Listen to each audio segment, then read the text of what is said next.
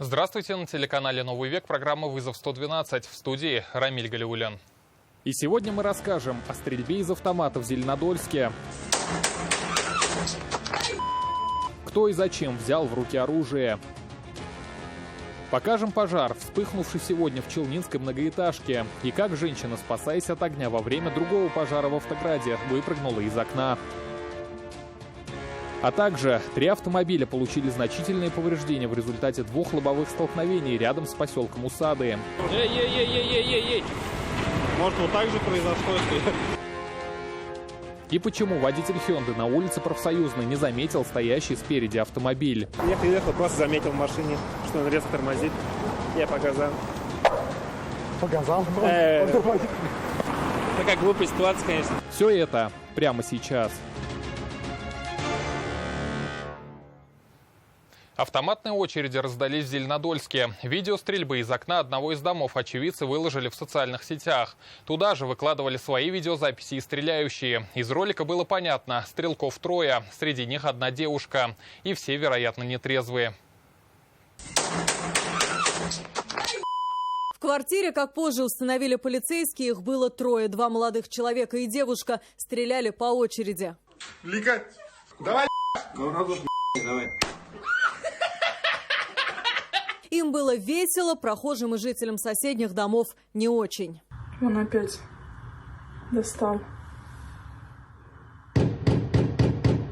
Свои записи очевидцы тут же размещали в социальных сетях. Впрочем, туда же выкладывали снятые сами стрелки. Стражи порядка узнали о происходящем именно из всемирной паутины. Люди сначала делятся тем, что сняли, а только потом звонят в полицию. В ходе мониторинга сети интернет в одной из социальных сетей была выявлена публикация, в которой неизвестный с балкона многоэтажного дома производит несколько выстрелов из предмета, конструктивно схожего с огнестрельным оружием.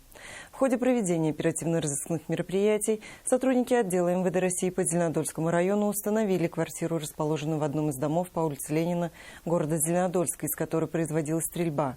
На место происшествия незамедлительно выехали стражи порядка.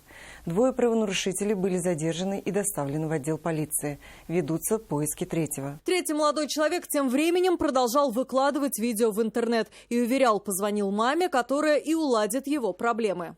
Нас никто и не сажал.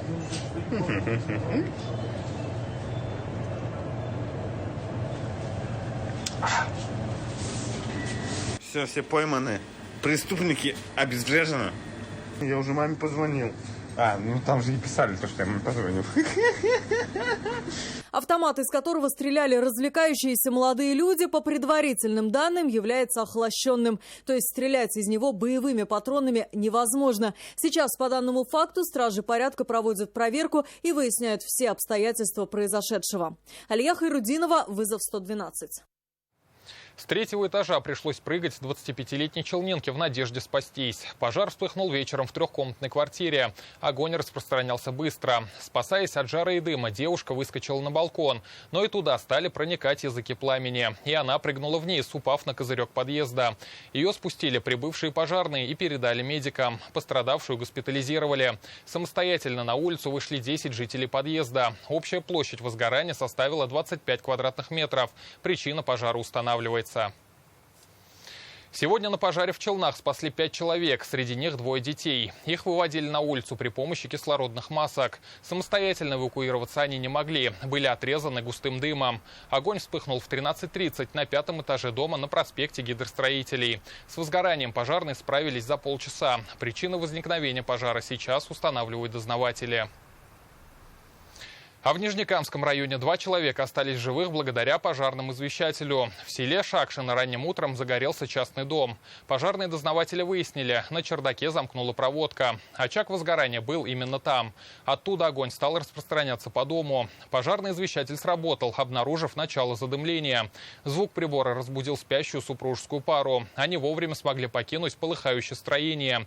Прибывшие спасатели потушили пламя на площади в 36 квадратных метров. К слову, пожилым людям пожарный извещатель установили в этом году.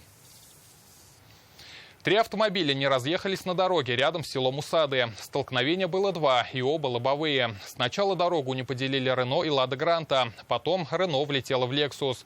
Люди в аварии не пострадали, но автомобили получили значительные повреждения. При этом вину в ДТП никто не признал. Эй! Может, вот так же произошло, если... Знакомые водителя «Лады» удивляются, как на ровной, прямой и сухой в момент столкновения дороги иномарку могло занести. Рассказывают, «Лада» двигалась по своей полосе, когда перед ней появилась «Рено».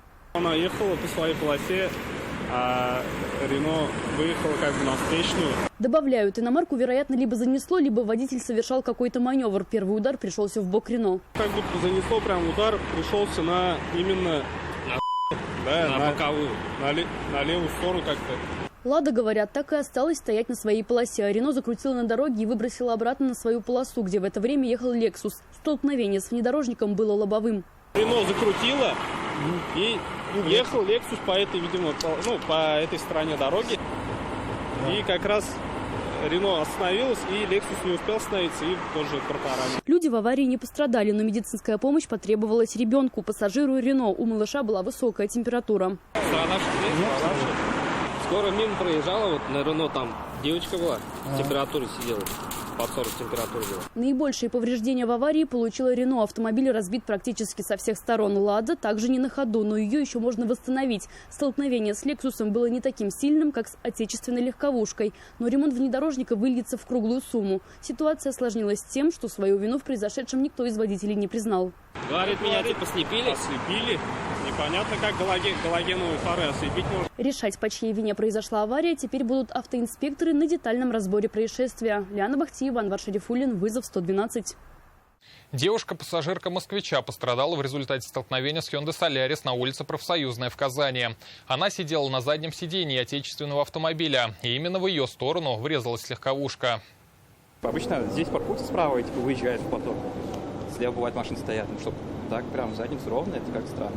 Прохожие удивлялись. Такие аварии на Профсоюзной бывают нечасто. Посетители ближайших баров, услышав грохот удара, вышли посмотреть, что произошло. Типа лететь надо было, видимо.